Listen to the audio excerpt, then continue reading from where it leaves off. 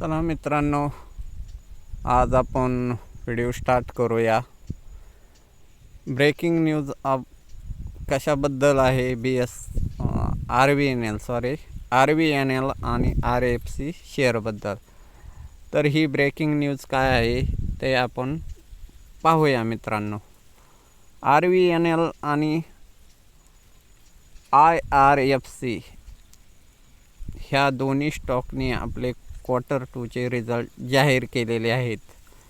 Q2 दोन्ही कंपनीच्या रिझल्टमध्ये कंपनीचा टर्नओव्हर वाढलेला आहे. म्हणजे कंपनीचा टोटल रेव्हेन्यू वाढलेला आहे, म्हणजे कंपनीचा धंदा वाढलेला आहे. त्यामुळे त्याची earning per share price earning वाढलेली आहे म्हणजे भविष्यात दोन्ही स्टॉक वरच जाणार. त्यामुळे आपण थोडी क्वांटिटी RVNL आणि RFC मध्ये तुम्ही बाय करू शकता.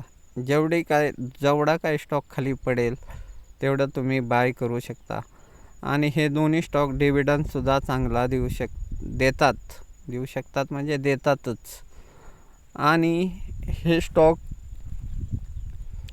थोडी इन्व्हेस्टमेंट करण्यासाठी चांगले आहेत, कारण हे स्टॉक जास्त चालत नाहीत किंवा जास्त पडत नाहीत. त्यामुळे आपल्याकडे इन शॉर्ट जसे पैसे येईल तसे आपण यामध्ये गुंतवणूक करू शकतो. आणि त्यामुळे आपल्याला ॲव्हरेज क्वांटिटीसुद्धा आपल्याला वाढू शकते. त्यामुळे हे दोन्ही स्टॉक लॉंग टर्म इन्व्हेस्टसाठी एकदम बेस्ट आणि चांगले आहेत.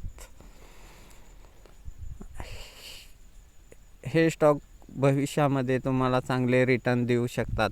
RVNL हा रेल्वेचा स्टॉक आहे, जो रेल्वेचे कामं घेतो. म्हणजे रेल्वेचे पूल बांधणे, रेल्वेचे नवीन रोल टाकणे, रेल्वेचे लाईटनिंग करणे, म्हणजे लाईट इलेक्ट्रिसिटी करणे, रेल्वे स्टेशन करणे. त्यामुळे हा चांगला स्टॉक आहे आणि चांगले फंडामेंटल आहेत.